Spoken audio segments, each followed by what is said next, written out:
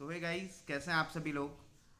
तो दोस्तों, जब से जितने भी ये जो अभी आने वाले एग्ज़ाम हैं जिनके प्रीलिम्स हो चुके हैं, अब उनके मेंस के आने का टाइम शुरू हो गया है।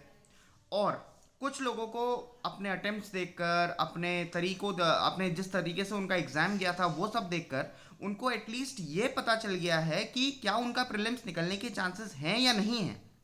RRB PO, RRB clerk, IBPS clerk, ये 3 एग्जाम आपके हो चुके हैं, इनके प्रीलिम्स हो चुके हैं। अब क्योंकि इनका मेंस का टाइम है तो बहुत सारे बच्चे ऐसे हैं जो काफ़ी ज़्यादा प्रॉमिसिंग, जिनको लगता है कि ज़्यादा चांसेस है प्रीलिम्स निकलने की। अब उनको ये पूछना है कि सर मेंस के लिए किस तरीके से प्रिपेयर करा जाए, क्योंकि जॉब तो मेंस निकलने के बाद ही होगी। तो दोस्तों, उसकी वजह से मैं आज ये वीडियो बनाना चाहूँगा जिसमें मैं आपको ये बताऊँगा कि किस तरीके से आपने मेंस को करना है। देखिए दोस्तों, सबसे पहली चीज़ आपको एटलीस्ट ये पता होना चाहिए कि आप पढ़ किस एग्ज़ाम के लिए रहे हैं। अब मान लीजिए आप आरआरबी क्लर्क का मेंस देने चले गए, तो सबसे पहले आपको ये तो पता हो कि आरआरबी क्लर्क का मेंस आया कैसा था। तो सबसे पहली चीज़, आपने प्रीवियस ईयर का जो मेमोरी बेस्ड पेपर है वो देखना है यूट्यूब पे। आपको पता है कुछ गिने चुने चैनल्स हैं जिसके बारे में मैं बार बार बताते रहता हूँ। जैसे आर्ट ऑफ रीजनिंग में आप देख सकते हो आरआरबी क्लर्क मेंस कैसा आया था। हर्षल अग्रवाल सर से आप देख सकते हो कि क्वांट्स का लेवल कैसा आया था। वैसे ही कंप्यूटर क्लासेस के लिए अलग से आप देख सकते हो, इंग्लिश के लिए आप देख सकते हो। तो सबसे पहली चीज़ जो आप लोगों ने करनी है वो देखना है मेमोरी बेस्ड पेपर, पिछले साल का, उससे पिछले साल का और उससे पिछले साल का। आपकी एक हफ्ता तो इन्हीं सब में चले जाएगा, इन 3 एग्जाम्स का प्रीवियस ईयर सॉल्व करते हुए, देते हुए। और दोस्तों, उसके बाद मॉक्स कैसे लगाने। अब बहुत सारे लोग पूछते हैं कि सर मेंस में हम मॉक लगा लें, इससे अच्छा मेमोरी बेस्ड। नहीं, आप देखिए मॉक नहीं लगाओगे।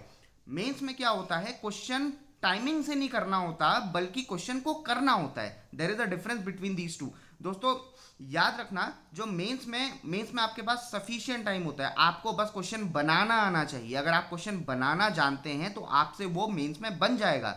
बट अगर आपको क्वेश्चन बनाना ही नहीं आता, आपको आइडिया ही नहीं है वो क्वेश्चन है क्या, तो आपसे वो क्वेश्चन कभी भी नहीं बनेगा, फिर चाहे वो 1 घंटा मिले या आपको 2 घंटे मिले।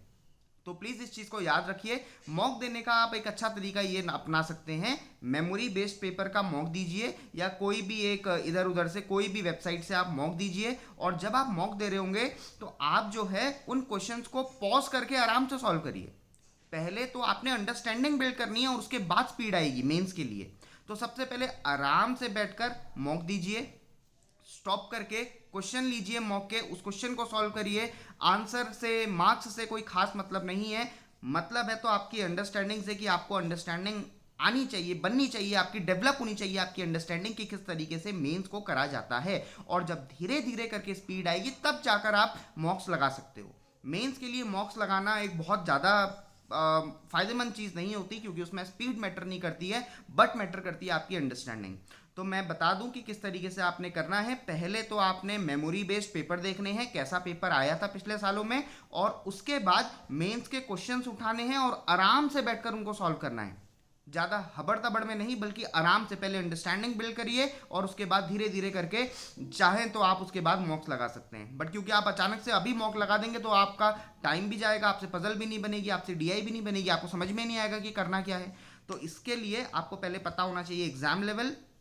तो इस तरीके से आपने मेंस की तैयारी करनी है। अब क्या क्या उसमें आपको किस जगह से क्या पढ़ना है, किसको कौन से सोर्स को फॉलो करना है, उसके लिए मैं एक सेपरेट वीडियो बना दूंगा। अगर और कोई डाउट होता है आपको तो प्लीज़ आप वो कमेंट सेक्शन में पूछ सकते हैं। See you in the next video guys.